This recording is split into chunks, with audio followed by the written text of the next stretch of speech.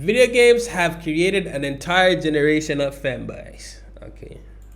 Men used to build house, work at unventilated mine, and perish in 37 Street forest. Street. Now men just play video games, drink oat milk, and eventually wear skirt. Let's talk about that. But first, the Gamer Subs giveaway results. I asked you to write funny stuff, and they go back which one. Okay, femboys, what do we know about them? What do they believe in? Where did they come from? How did they get into my house? Don't touch that. And what do video games have to do with all this? Well, as with most things, it all started with the Industrial Revolution and its consequences on gender. See, in the 18th century, a very important discovery kind of reinvented the entire idea of gender. And that discovery was, well, women. Yes, prior to that, and since Roman times, in fact, physicians believed that women were just lesser men, freaks of nature. Wait, what? Wait, is this true? In Rome, people believed that women were lesser men? Huh? What the fuck? I didn't know this. Account of having fucked up hidden badongos, while real men had the correct inside-out badongos. But essentially everything else was the same. Yes, everything. So women being not men was kind of groundbreaking.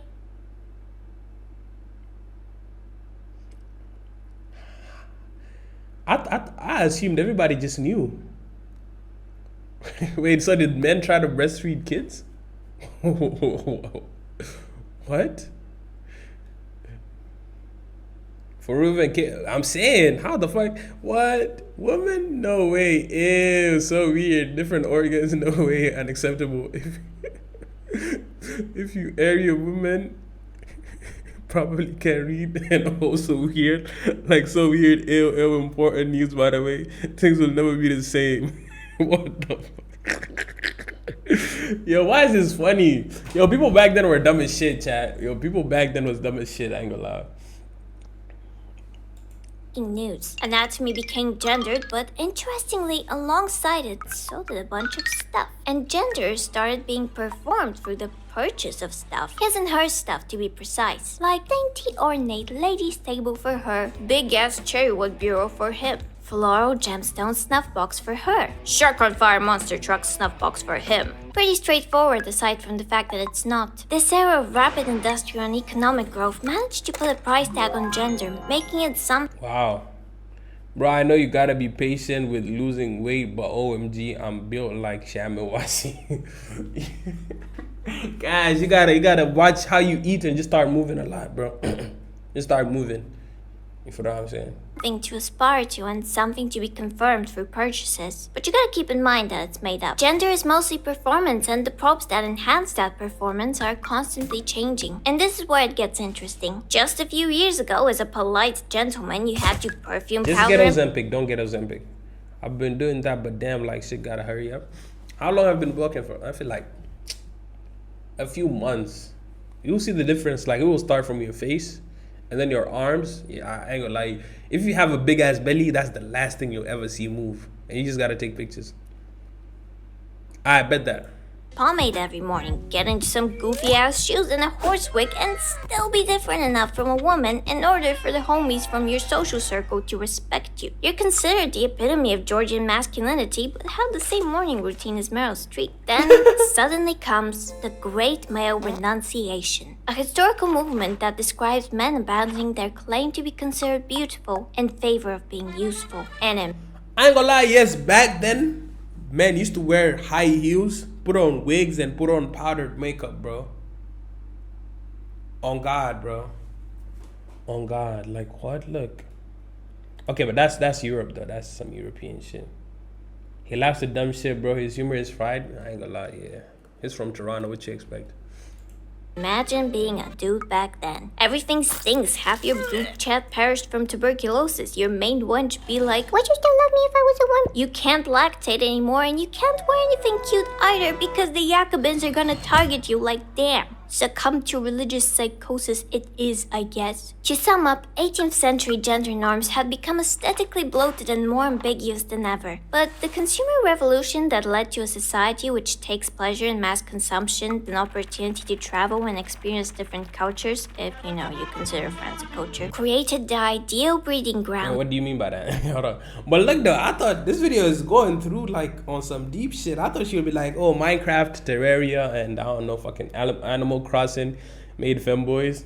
Because that's the title, but the title look kind of deceiving. But she actually cooking though.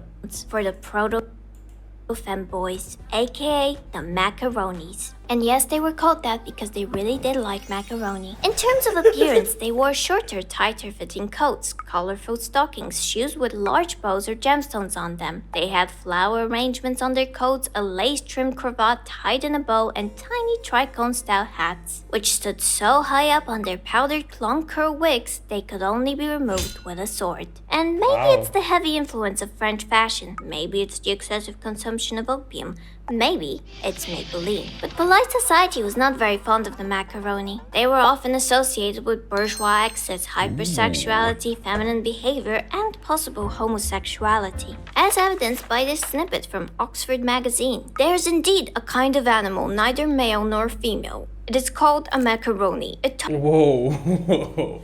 Talks without meaning, it smiles without pleasantry, it eats without appetite, it writes without exercise, it wenches without passion. And interestingly, I also found out that in many cases, the achievements of not only women, it turns out, but also feminine men were still being overlooked well into the 20th century. Because of this fear of blurring the line between the genders, and perhaps also because the art historians were simply hating because a lot of the 18th century femboys were wealthy and got mad bitches. But for example, painter Anthony van Dyck was described as coquettish and boneless, having neither the strength of character nor the intelligence of Rubens because he was, I quote, vain.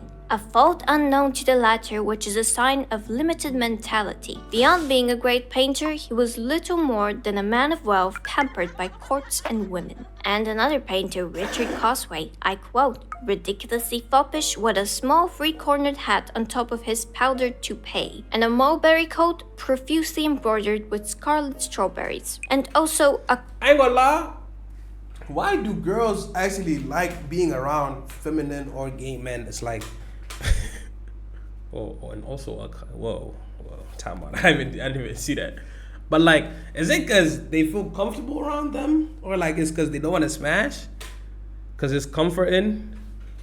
Is it comforting to be like with a masculine man?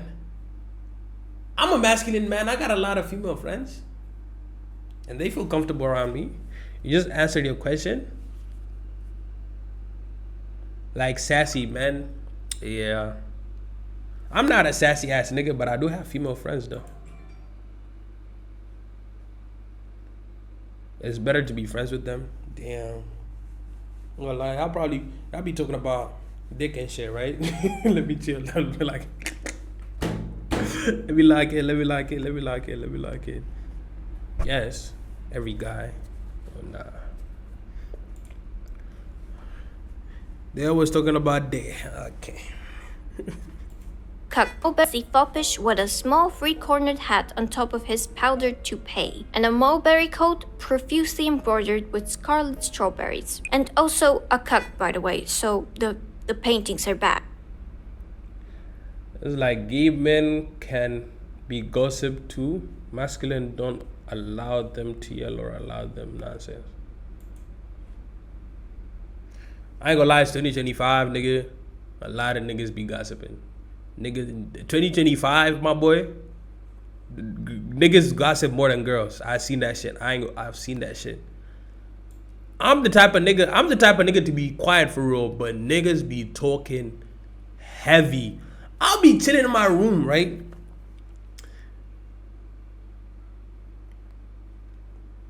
I'm just not gonna talk about it. Never mind. I'm not gonna talk about it. They be spilling all the tea. I'm telling you, they be spilling all the tea, the milk, everything, bro. On God, man, spilled tea. I was literally about it. The only time I talk about shit is when I'm on stream because I'm on stream. So I just literally, and there's nobody around me, so I can say whatever the fuck I want. Y'all niggas can type through whatever, but you're not with me. So like, I'll be comfortable saying it. You feel what I'm saying? But I know this video is going up on YouTube, and a lot of my IRLs are subscribed to my YouTube. I don't know if they watch me, but one might watch me, screen record that motherfucker, and set it around. So, you feel what I'm saying? I would just leave it at that. Niggas talk a lot. That's all I'm gonna say. It's just not my vibe. This is why I fuck with you, Sam. Not facts. I ain't gonna lie. Like I welcome God. Like when like somebody talks about, like, let's say somebody says, oh, so and so did this. I'm like, okay, I see this nigga has done it. I predicted that this guy has done it, or like, I never expected this nigga to do it. But I would entertain it in a sense where like I'm listening, I'll be like, tell me more. But I wouldn't, like, you feel what I'm saying, add fuel to the fire type shit, you know? For the clips, then if it's for the clips, it's clip farming, it's content, you know? Something that happens on stream is gonna stay on stream, it's not gonna come real life. What I'm saying, but I make sure that niggas be watching, bro. There's eyes everywhere. Oh my God, I want to say a lot, but I can't. This was the first true evolutionary step of the femboy. It's not the Tang Dynasty's dance performers or ancient Rome's Gali. It's wealthy men who had the freedom, creativity, Yo, what's good, Mo? How you doing, my boy? Welcome to the stream.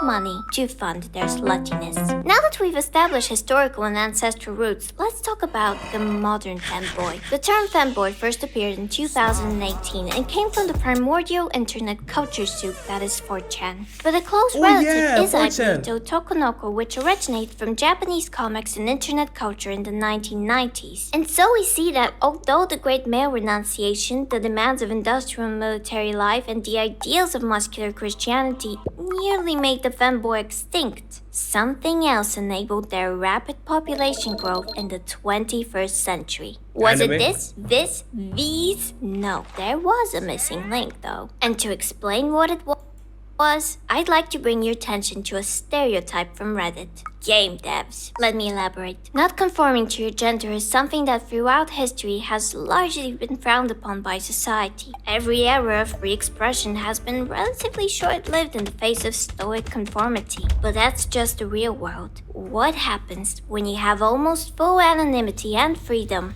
in a virtual one? Oh yeah. The opportunity to experience femininity in a virtual space is something that only just became possible, and is actually becoming more and more accessible as well as immersive. And something really worth exploring here is the effect all these virtual spaces have on cognition. My femboy hypothesis is largely based on something called the Proteus effect, a psychological phenomenon which describes how the virtual self influences the real self. Meaning, a person playing as a virtual character will conform to the stereotypes that are tied to the visual characteristics. Wasn't this like an episode in Black Mirror where like, I didn't watch Black Mirror, but I seen a review where like the nigga who acted Falcon and the new Captain America was playing a video game with his homie, and his homie was a girl, so he ended up kissing his homie. And then when they came out of the video game, is that Black Mirror, chat? Am I bugging? And then when they came out of the game, they started smashing. They both started smashing ass niggas though. Or I'm bugging. Is it Black Mirror, chat? Correct me if I'm wrong.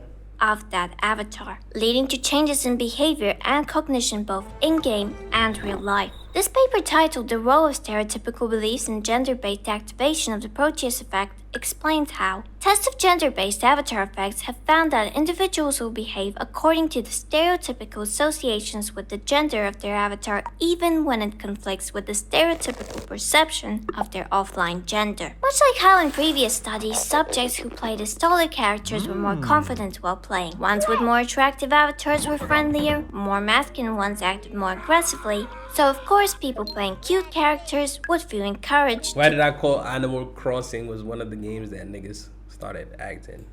Act cute. Because as I already said, for the most part, gender is performative. From fluidity of gender identity adduced by illusory body sex change, I quote, "Gender identity is a softly assembled, self-organizing..." I ain't gonna lie. It's not even my attention span. It's not even my attention span. If a nigga made this video, he'll be like, oh, oh. A lot of niggas who played Minecraft gay. A lot of people who played Terraria gay. A lot of people playing Animal Crossing gay.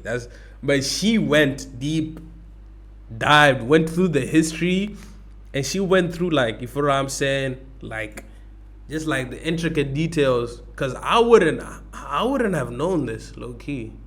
Nigga, she giving me a whole lecture. System that involves dynamic coupling between relevant biological, physiological, and socio-cultural factors. When all these factors cohere tightly, gender identity remains stable. But when coherence is poor, gender identity is updated accordingly. Immersive video games are an effective and risk-free way of trying on femininity. And I don't believe they are a form of subconscious self-brainwashing, don't get me wrong on that. Putting on a pair of socks or playing as Devo won't turn you into a femboy. However, enjoying those things and resonating with them if you're given the opportunity might. Avatars alter users' behavior by activating related knowledge connected to their memory and suppressing unrelated knowledge structures. The true self exists in the false self. Go out there, be an anime girl in some virtual reality game. It is the golden age of having the opportunity to. Because I do believe that men also just want to be cute. And we must not disregard the fact that since the existence of cute things, men have wanted a piece of that.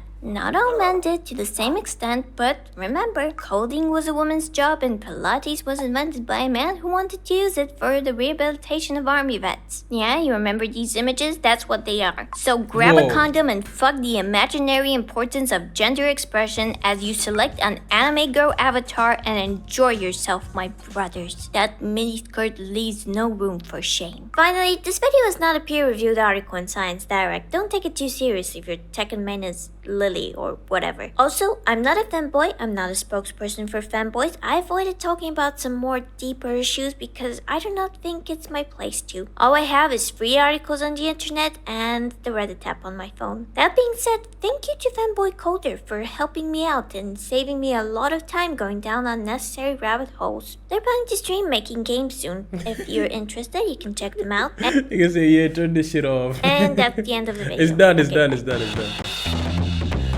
done. Yo, wasn't this a W video? I ain't gonna lie, this was a W video. Or I'm bugging. Am I bugging? Yo.